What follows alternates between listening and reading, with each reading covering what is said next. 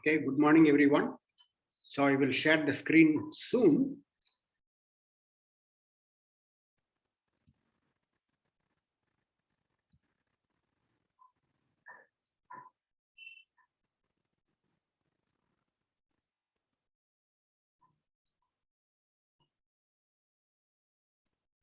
Okay, I hope all of you can see the screen. This is where we had stopped.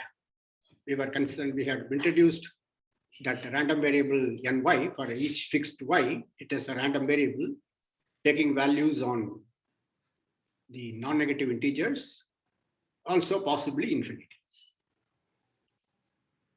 And n of y denotes the number of visits to state y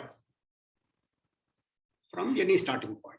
Of course, the starting point can even be y itself. Okay, so this was the last slide for the last class. Oh my God. So today we will begin with an exercise for you. Have you started the lecture? Pardon? Have you started the lecture? Yeah, this is the first slide. Okay, so is it the first slide? Yes, this is the first slide for the day.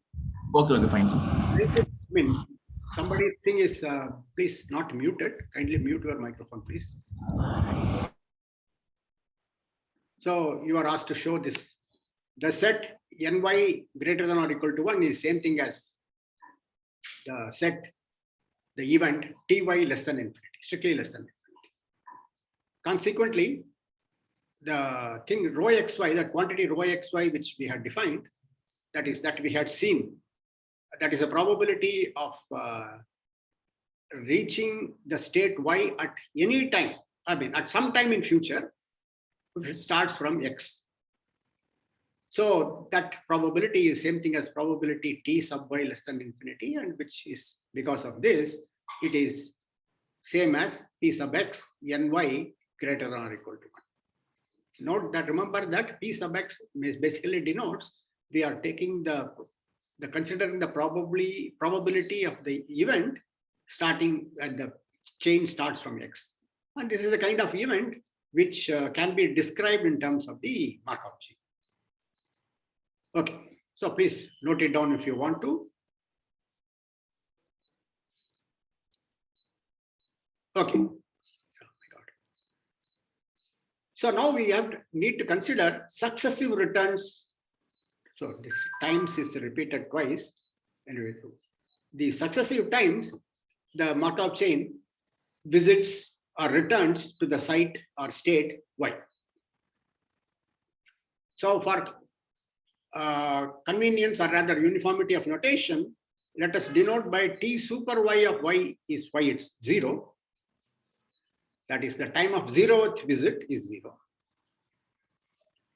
And the time of first visit to y is the ty which we had defined last time, t sub y, that hitting time, which, as you know, it is minimum of all the n's which are greater than or equal to 1. But since this t super y is taken to be 0, it is same thing as this, and such that xn is equal to y. We have written like this so that there is a uniformity in the notation. And for any positive k, define t super k sub y as the minimum of all n greater than or equal to t super k minus 1 plus 1, such that xn equal to y. Of course, note that all these t super ky, these are all random variables for any fixed y, and that is basically this function on omega. T super k sub y at a point omega, it is the minimum of all n greater than or equal to t super k minus 1 sub y at the same point omega plus 1, such that xn of omega is equal to y for k greater than or equal to. In many situations, when you consider random variables for sort of economy of notation, this omega is usually suppressed. So you should always keep in mind that the random variable is a function. It's a kind of misnomer, but it has these kind of terminologies had come from statistics, and we want to sort of honor that kind of lineage. So clearly, T super K of Y is strictly less than T super K plus 1 because of this plus 1 we are putting here. So clearly, this 2T super K Y are successive return times to state Y.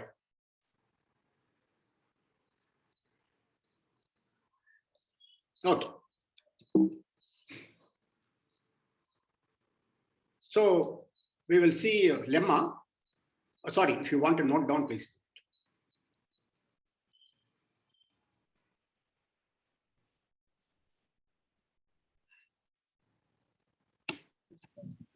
So can you tell me what do you mean by xn omega?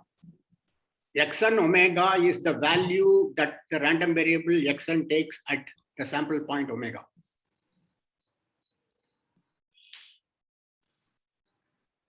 What is sample point omega? Omega belonging to capital Omega. Capital Omega is a sample space. I thought this kind of terminology we had explained right in the beginning. Omega is the sample space, the basic probability space, that set, non-empty set, that is capital Omega. A point there is called omega. I mean, it's denoted by small omega.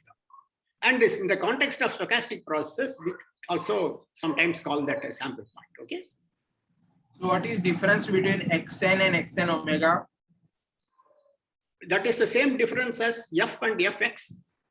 F is a function defined on some set, and the little x is an element there. Okay, I got it. Xn is a function.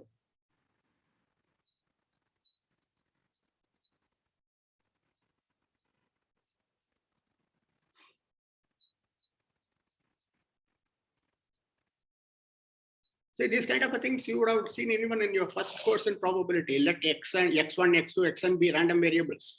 Means these are all functions defined on omega, real valued functions, satisfying certain requirements. That is x inverse or xn inverse of any open set should be an event and things like that. Okay. So notations as above.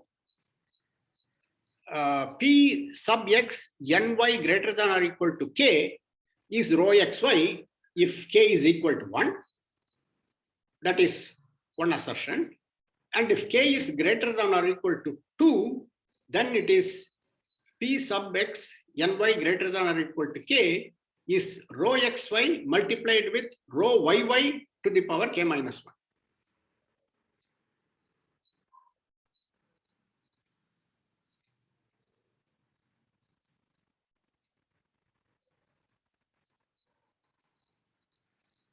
So this is the statement of the lemma. See, intuitively, it is reasonably obvious. The first statement here, if k equal to 1, what we have written is precisely exercise which we started with today. So that is the probability ny greater than or equal to 1 means the event that the state y is visited at least once. So that probability by definition of rho xy is that. Sir, what is the definition of rho xy? Please refer back to your notes of yesterday. It is the probability of starting from x and reaching y at some time or other. Why don't you bring some of the notes which you have taken last class today to the class now?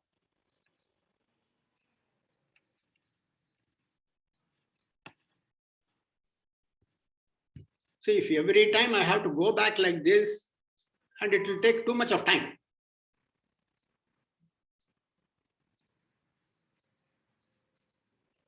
And one cannot afford to do that.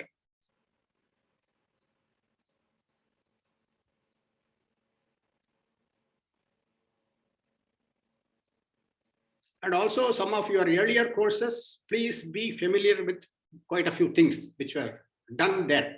Those will be assumed.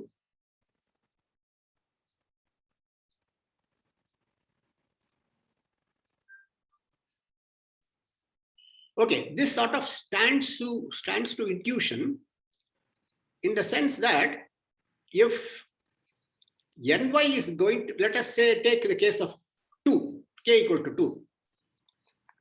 Ny is going to be greater than or equal to 2. The starting from x, the process must have come to y at least twice. So the time of first visit, I mean, that probability is taken care of by this. And after, once it hits y for the first time, after that coming back to y again is going to be just like starting from y and coming to y because of the Markov property. That is the sort of the past is forgotten. However, one has to be careful, one needs a proof because here this t sub y and things like that are not deterministic times, they are random times. So our point here to check is that similar considerations do hold also for this kind of hitting times. And it is for this kind of be able to do this, it is quite important that when we defined the hitting time, so the hitting time less than or equal to n or hitting time strictly greater than n, to know these things, you need only information only concerning x0, x1 up to xn. You don't need any information beyond n. So that is what is going to be made use of. That is why the hitting times are important. For many purposes, hitting times sort of behave like deterministic times. I mean, if it is viewed in a particular way. That is, after it also a certain thing gets repeated so that the starting point after the hitting time is again the same, that kind of thing. So that is why after that it accumulates or rather piles up. For k greater than or equal to 2, it will become rho yy to the power k minus 1. Okay. So now let us proceed with the proof. So for, as I mentioned earlier, for k equal to 1, the result is just exercise 3. I mean, rather that exercise which we started the day.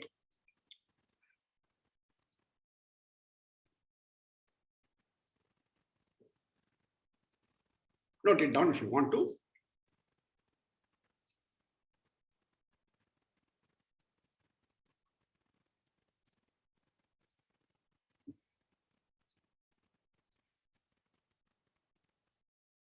Now, note that probability of ny greater than or equal to 2. So ny greater than or equal to 2 means the starting from x, it must have come to y at least twice. So the first time it comes can be at a time m, and the second time it comes can be at a time m plus n. Both m and n are greater than or equal to 1. And then you sum over all possible these things of m and n. That precisely is this probability.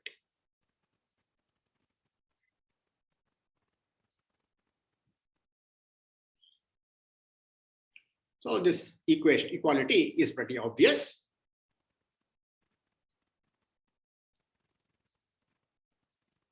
Okay. Now we claim, we want to analyze this object for each fixed m and n greater than or equal to 1. So the crux of the proof lies in proving this equality. So p sub x, let us fix little m and n. These are integers greater than or equal to 1. So p sub x, t super 1 equal to m and t super 2 equal to m plus n, that probability we claim is probability starting from x of ty equal to m and multiplied with, p sub y, ty equal to m. This yy are the same. This is the same.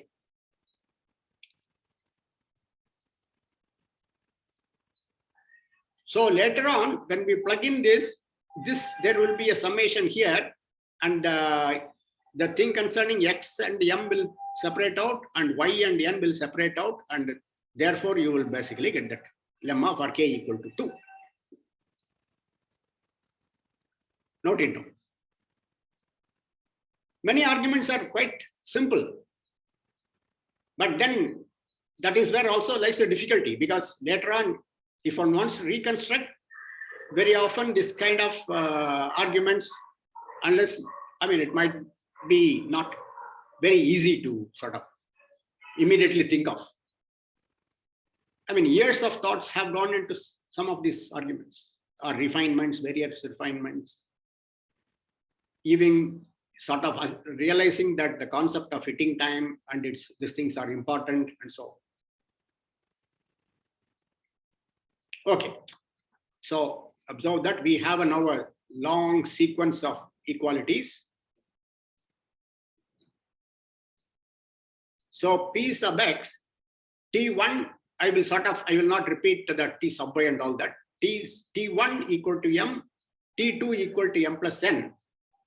So that is same thing as this, since this sub x denotes x0 equal to x, it is conditional probability that conditional probability T1 equal to M, T2 equal to M plus N, given x0 equal to x.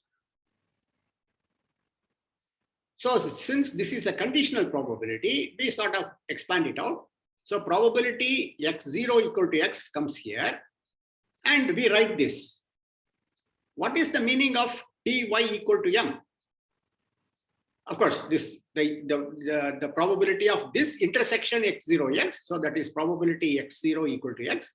X1 should not be equal to y. Similarly, up to x, m minus 1 should not be equal to y. Xm should be equal to y. So that T super 1 is m. And afterwards, starting from m plus 1 to m plus 1 minus 1 should not be equal to y. And m plus n equal to y. So that precisely is that conditional probability. Okay. So the next step, you have to sort of bear with me for this thing. I didn't know how to exactly to make it appear in the notes. It has come out quite okay. See, what I am doing is, in this expression, I am multiplying and dividing by the quantity here. That is probability x0 equal to x, x1 not equal to y, xm minus 1 not equal to y, xm equal to y. So that you can see that it is divided here and multiplied here. And here what is not appearing is precisely these two things. Please, if you are copying down the notes now, when you write, you add it. Since this was already a kind of fraction, it was sort of beyond me to handle that. Maybe I should have put some other notation and said that that stands for that. So this portion, this is what is missing here. X m plus n minus 1 not equal to y, x m plus n equal to y. That should also be part of this numerator.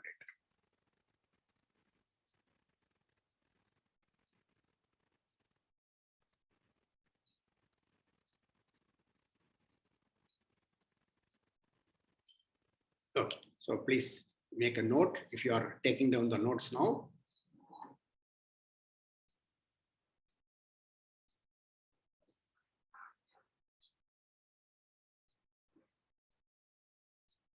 Okay.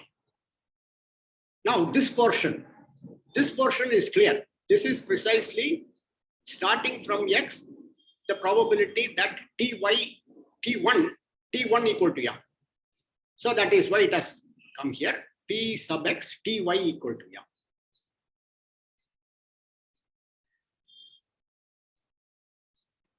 So now, what is in this expression, what we are doing is basically probability, let us say x m plus 1 not equal to y, x m plus n minus 1 not equal to y, x m plus 1 n equal to y, given that this happens. Given probability x0 equal to x, x1 not equal to y, etc., etc., and again xm equal to y. So soon after defining Markov property and this, we had mentioned something as an exercise and a remark that is appearing in Markov chains 4, which has already been uploaded in Moodle. Using that, we get this. And this, I have put a equality with a question mark. The next slide, I just write down that particular spot from Markov chains 4.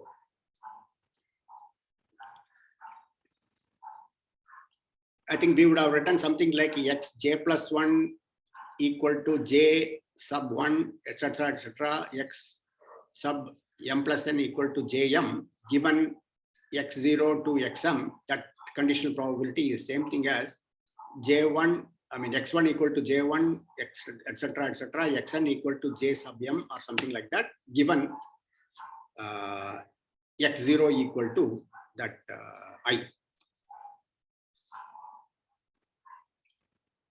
So using that, we get this,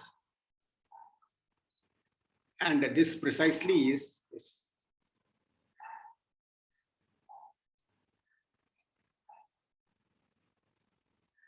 Oh, I should have put a, sorry, there is a slight error, conditioned on x0 equal to m, x0 equal to y, sorry. Sorry, there is an error. I will then, I'll put that correction later. This is should be given x0 equal to y. You should insert that. So that gives you this expression. So this, note another, this correction here. This is given x0 equal to y. It's an important correction. Given x0, I'm sorry about it. Given x0 equal to y.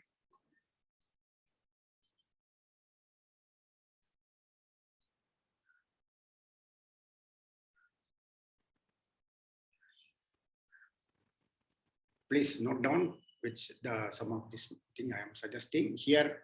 What is sort of is not visible is just this part, and here there is actually a correction. Please put this is conditioned on x0 equal to y, and that part follows from that appropriate this thing in the previous notes. So that precisely gives you this. Note it down if you want.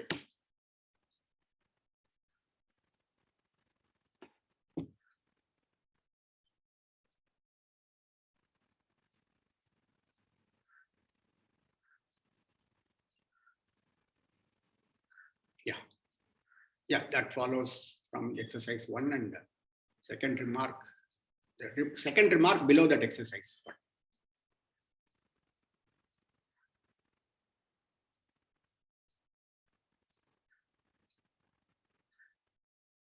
So this proves the claim. Remember, the claim is this.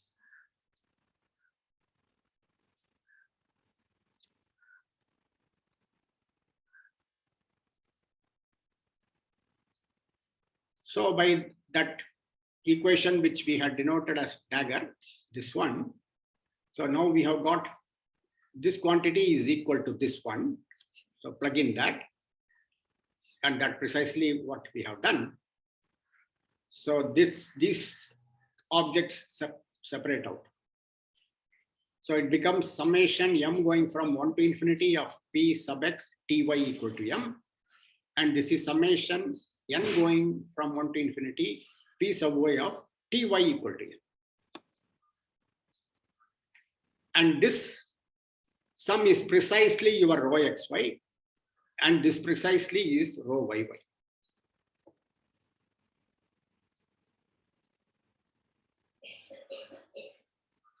So this proves the lemma for k equal to 2.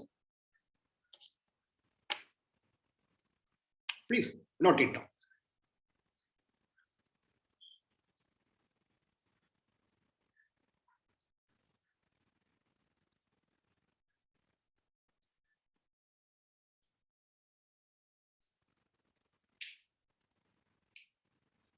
Okay. I'll go to the next one. Now, let k greater than or equal to 3.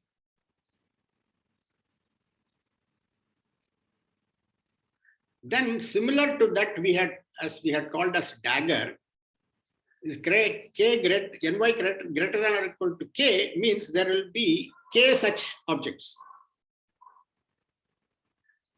And that precisely we have written. P sub x ny greater than or equal to k is, let's say, T1 equal to M1, T2 equal to M1 plus M2, T3 is M1 plus M2 plus M3, and so on. T super k equal to M1 plus M2 plus Mk. And each of these M1, M2, etc. vary from 1 to infinity. You sum them up.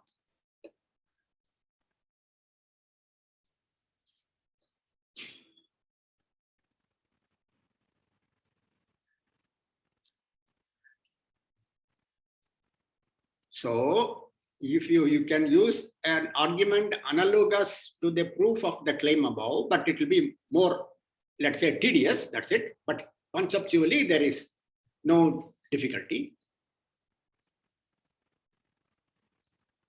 P sub x T super 1 equal to M1, T super 2 equal to M1 plus M2, T super k equal to M1 plus M2 plus Mk. And that is equal to P sub x Ty equal to M1. And once it reaches y at time M1, all subsequent things are the starting point is treated as y. P sub y Ty equal to M2 and so on. P sub y Ty equal to Mk.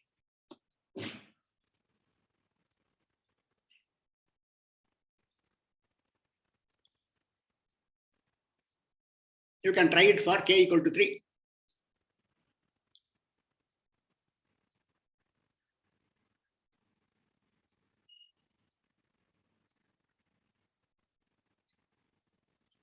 So this equality we will denote by double dagger.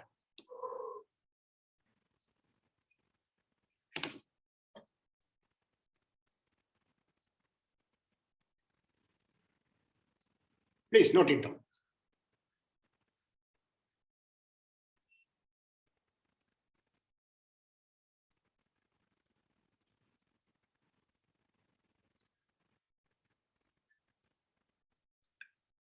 So by double dagger, we now get for k greater than or equal to 3, these things.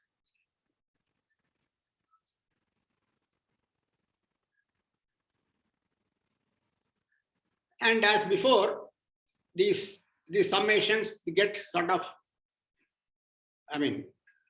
they split. Summation over M1, summation over M2, etc., etc.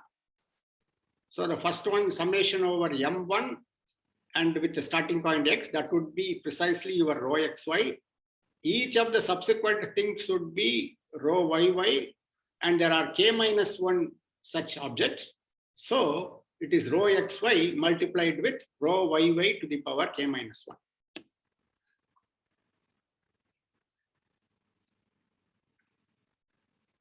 So that proves the lemma.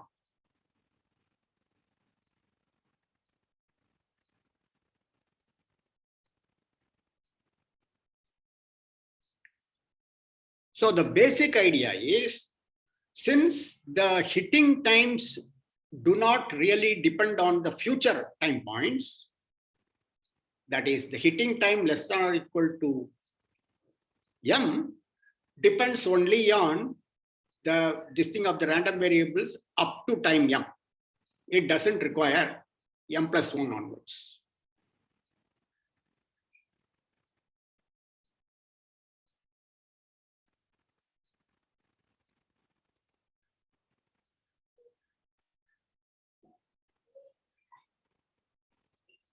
See, you can easily give examples of sort of certain random times which do not have this kind of property, right? Say, for example, what was our definition of hitting time? The first time the process comes to state Y. If we say the last time the process comes to Y, that doesn't have this property. Because we want to assert that time 10 million is the last time when the process has visited the state Y, that for to know that you need information beyond 10 million. Okay. So this thing of hitting time is the first hitting time. And the second hitting time between that is also this thing, because that also you don't require the thing beyond that n.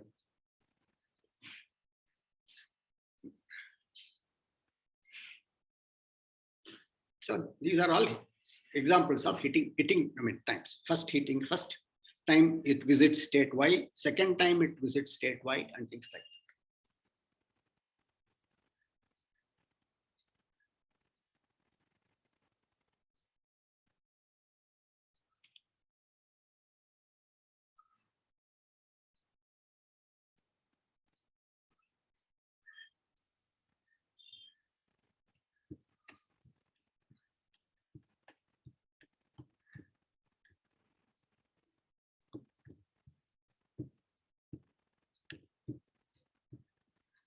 Actually, I think one probabilist, great probabilist, I think Chung, had mentioned somewhere that the hitting time, or it's kind of the counterpart which are more abstract, or is the kind of tool which is used in probabilities to tame randomness.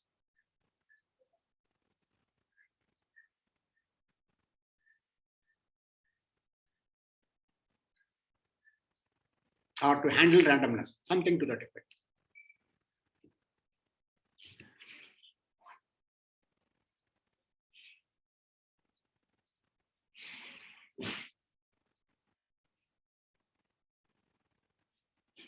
Okay, I presume you have noted this down.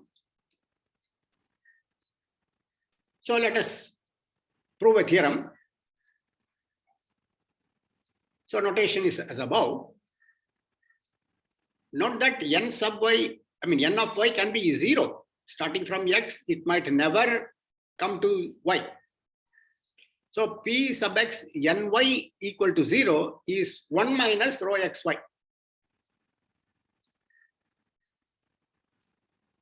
So p sub x ny equal to 1, this says is rho xy times 1 minus rho yy. And p sub x ny equal to k is equal to rho xy times rho yy to the power k minus 1 multiplied with 1 minus rho yy.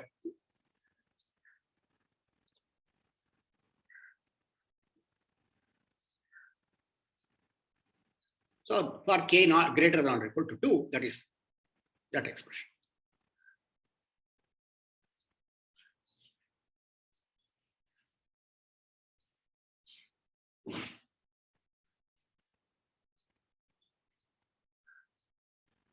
You can now easily guess the proof. It is a simple application of the previous lemma. Please note it down.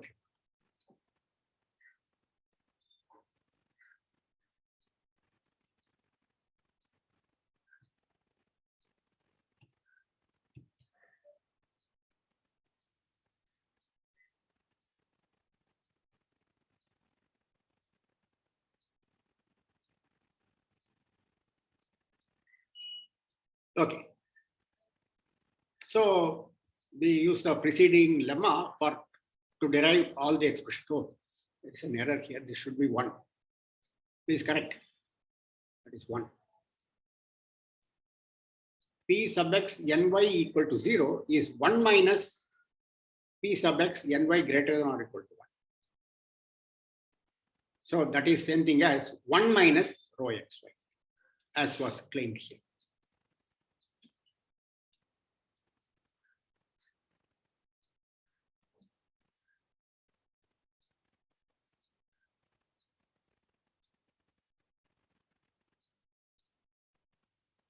Okay.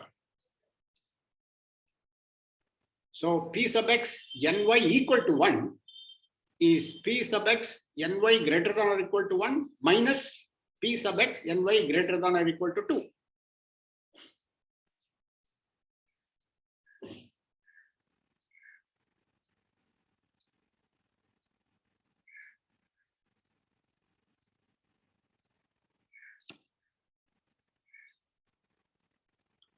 So from the previous lemma, this one is rho xy and this one is rho xy times rho yy. So you get what you want.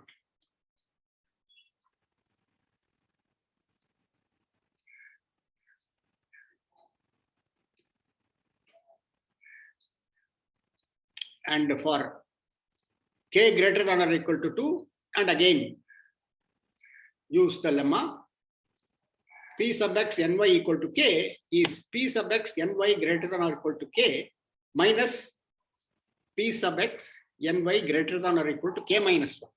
Note that ny greater than or equal to k, as k increases, is a decreasing sequence of events.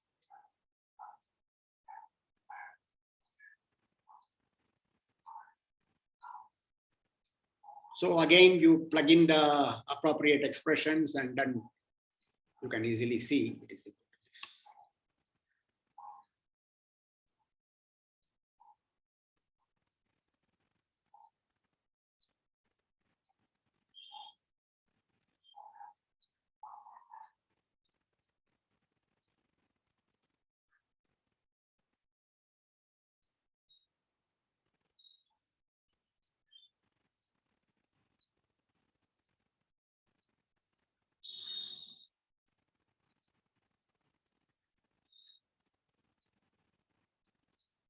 Please note it down if you want to.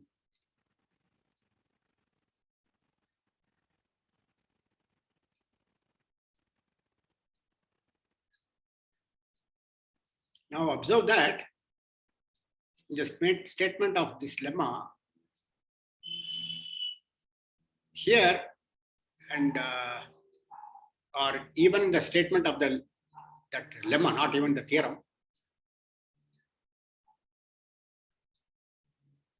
Yeah, these things we may be able to sum over y and sum over k, because this rho yy will be at most equal to 1. So when it is strictly less than 1, you can sum it over k and get some information. And that kind of information will prove to be useful in the next class.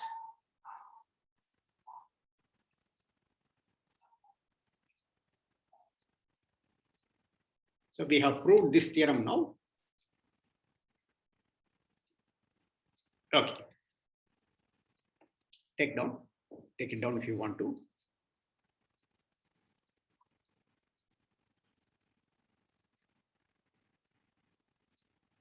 Okay. So we call certain objects waiting times.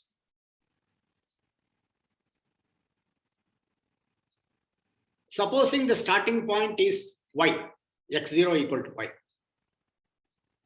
So in other words, we consider the situation when the Markov chain starts from y, and we are going to consider repeatedly, the successive visits of the Markov chain to the state y.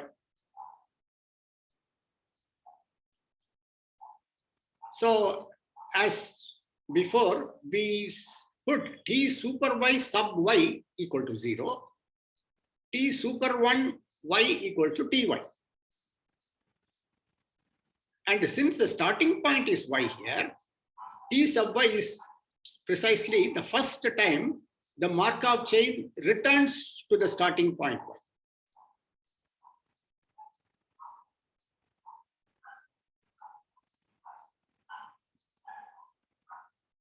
So t super ky, k, these are subsequent returning times to the state y.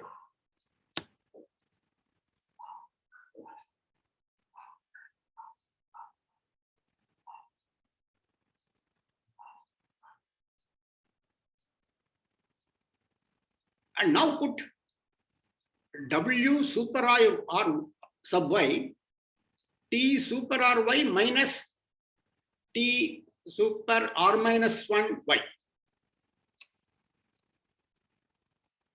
So this is the waiting time between the R minus 1th visit to the state y and the rth visit to the state y. So such objects are sometimes called waiting time.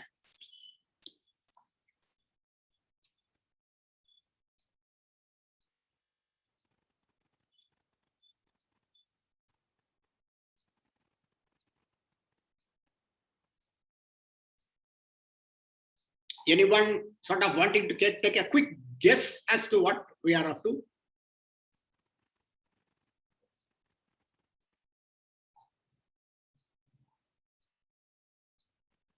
Okay, maybe you don't want to hazard guesses. All right, I think you will soon see the answer. You already might be feeling this thing that you knew that. Okay, so clearly the W super 1 y is same thing as Ty. So now take x equal to y in that double dagger, which was in the proof of our lemma. Double dagger, this guy. So if you put x equal to y, then what you get is here everything is concerning p sub y. P sub y ty equal to m1, p sub y ty equal to m2, p sub y ty equal to mk.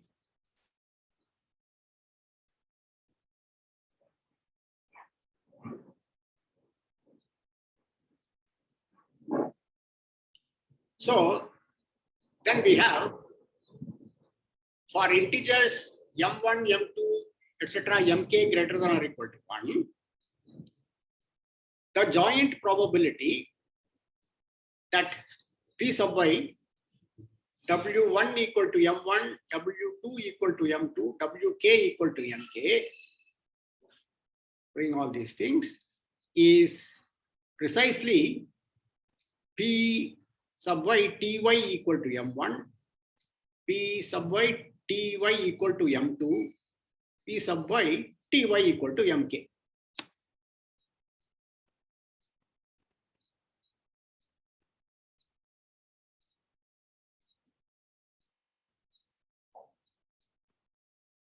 So what this means is,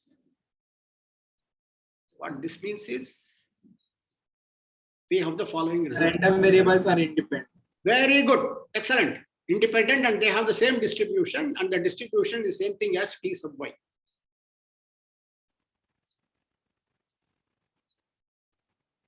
This W1, W2, Wk, these are IID random variables.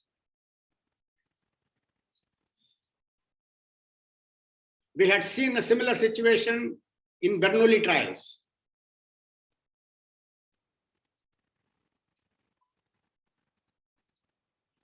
And what our friend guessed now is precisely our statement.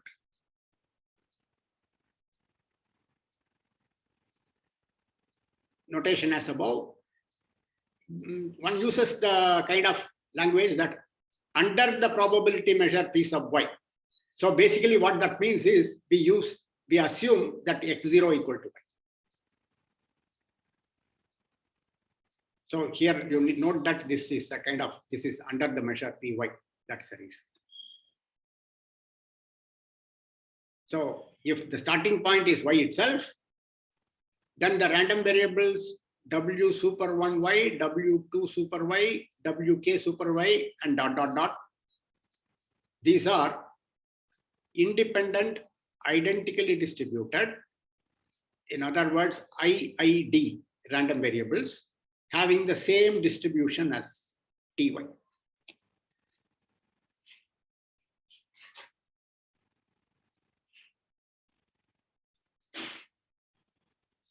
Sometimes you try to hazard a guess. It might turn out to be wrong, but then you learn that at least that is not the correct guess.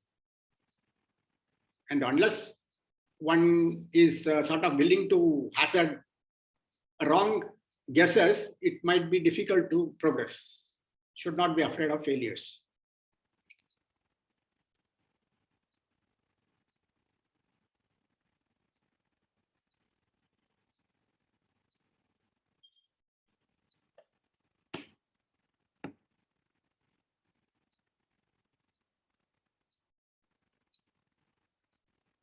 Please note it down.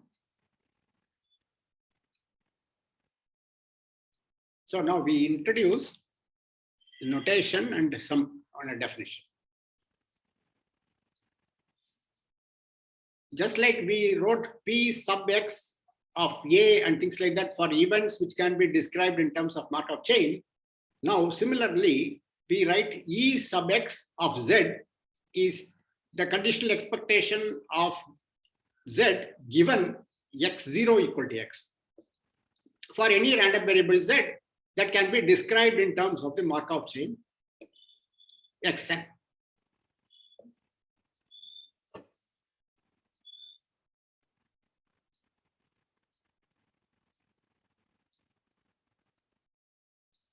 You have seen a random variable which can be described in terms of the Markov chain n sub y. So that will soon come here. Okay, takes this place.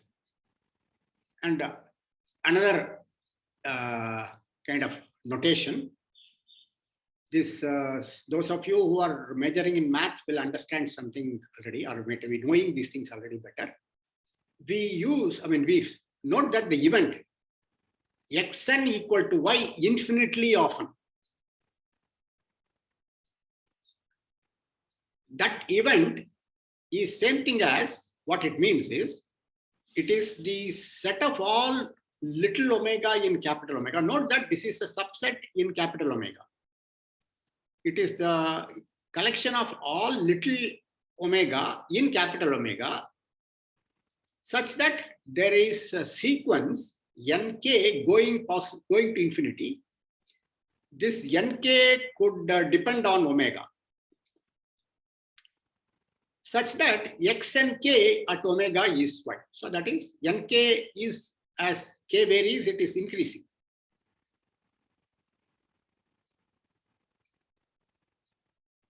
So in other words, corresponding to this omega, the process xn or the Markov chain xs visits y infinitely often.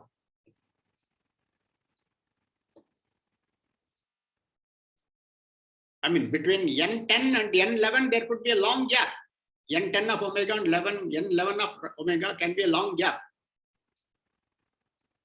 But if there is a sequence, if there is no such sequence, that is, it after beyond a certain stage, xn never goes to y. That means it infinitely often doesn't happen, which means it visits only finitely many times.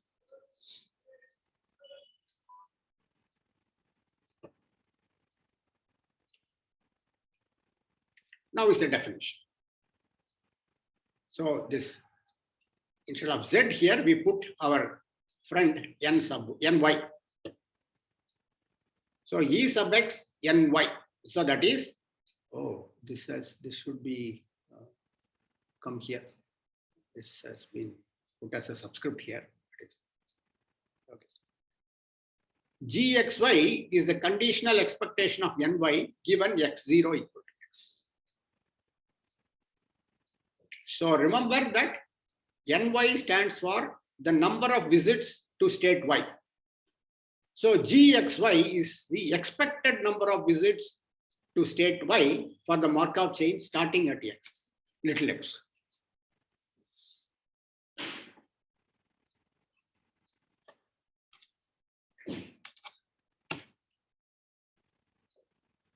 The next theorem sort of clarifies the meaning of recurrence transients.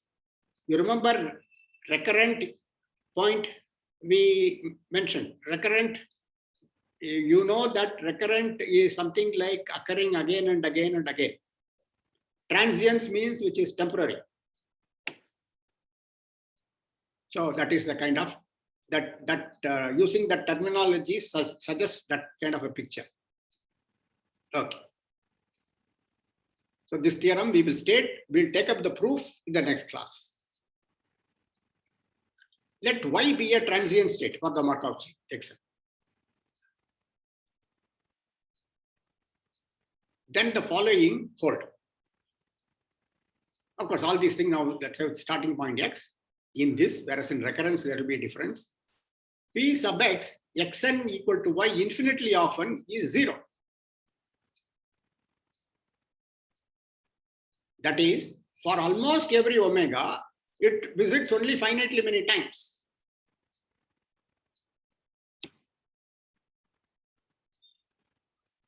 So, sort of intuitively, you think, you feel that this should be same thing as this. P sub X, Ny is strictly less than infinity. So the number of visits only finite. That probability is 1 for all X. And for all X in the sample space, I mean the space S or in the state space, Gxy is rho xy divided by 1 minus rho yy. And also the observation that in such a case, this Gxy is finite. That is, the expected number of visits to the state Y from any starting point is finite.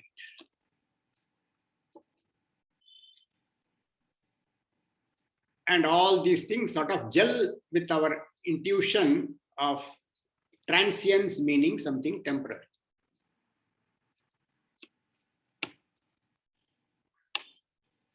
Please note it down.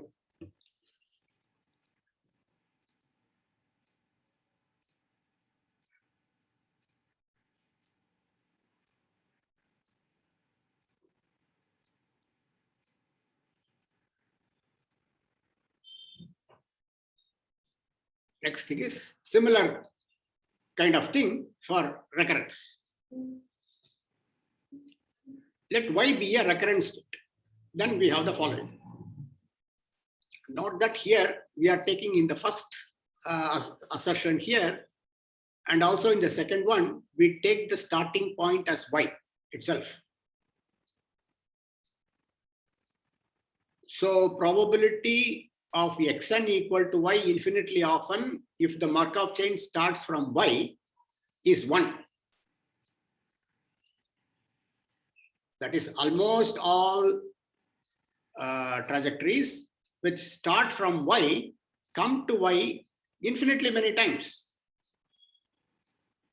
And that is, of course, same thing as P sub Y Ny equal to infinity. That is, if you start from Y, the number of visits to Y is infinity for almost all omegas. Therefore, similarly, this thing Gyy is also infinity. That is, starting from Y, the expected number of visits to Y is also infinity.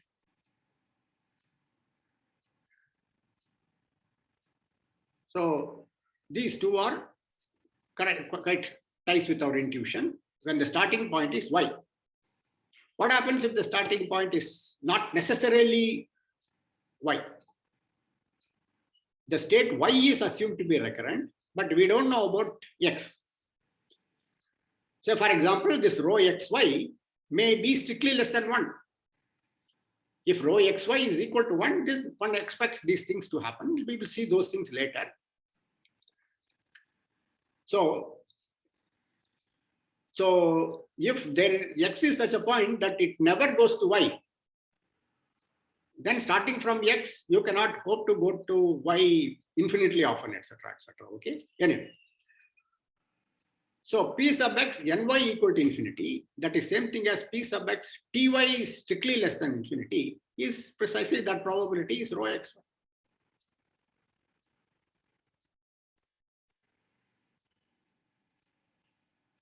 And similarly, if rho xy is strictly positive, then Gxy is infinity.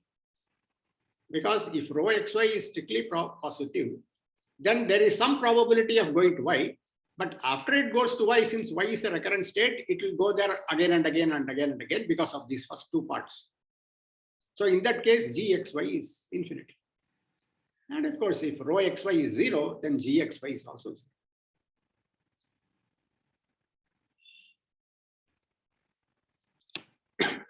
So proof of this, we'll take it up the next class, that Friday.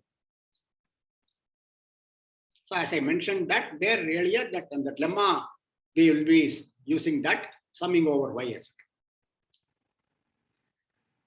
To get information concerning Friday is not a holiday, right? Friday, according to CMI calendar, tomorrow is a holiday. Okay. Friday is not. Okay. But many other places, Friday is a holiday. So I thought it is for uniformity better to follow the CMI list. So sir, tomorrow is holiday, right? Tomorrow, anyway, I don't have class. Okay. Okay, no, but tomorrow is holiday. I'm asking. Tomorrow is CMI holiday. CMI holiday. Okay. Okay. Yeah. CMI is in Chennai. I am sitting in Bangalore. Okay. Okay. Okay. CMI holiday. Okay. But on Friday there is no holiday. Friday, CMI does not have holiday. Okay. So on Friday there will be class. Yeah. Okay. Okay. Okay. Okay. I mean, I thought better to have 3 classes right at the beginning, and then later on we can relax. Okay, let us see how we are able to relax. May not be able to relax also. Okay. Okay, so if you don't want me to go over any slide of today, or don't have any comments to make, I shall stop sharing and we will end the meeting. Just one thing. Yes. Is it possible to shift the Monday's class? You said Monday's class, why Monday? it's clashing with my class. No, but see, the thing is, there are several people around. I think according to the latest this thing which was sent, there are about 30 students who have registered for this course. Yeah. So I actually found out a time slot that is 3:30 and it's clashing. I am, please, afternoons, please spare me. I will be sleepy. Okay. Okay. Can I find a particular time slot which has as few collisions as possible? The thing is 9 to 10, I think some students have some compulsory course. Okay. So I think there will be a problem because actually I am busy throughout the day on Monday because I have 4 to 5 class on Monday. So for me, it will create a problem if we change the time slot. No. So I think I am extremely reluctant to change the times because there are people from various kind of background. I think I do find mathematics and computer science BSc students, they form a kind of majority. And data science students are also considerable. There are also just one student or something from computer science, and perhaps one student or 2 students from math and physics. So it will be very difficult to adjust. You will have to try with the other course. Okay. I'm very sorry because already some people initially itself, they had asked that 10:30 to this thing to be changed because of something else. And at the time I tried to do that, but then immediately when I suggested some other time, that was just immediately there were quite a few students who sort of protested that we have a class. And afternoon also, I think many of the optional subjects are, I think, I understand, maybe running in the afternoons. That is why I chose a morning slot. So I'm extremely sorry about that. So I will end the meeting.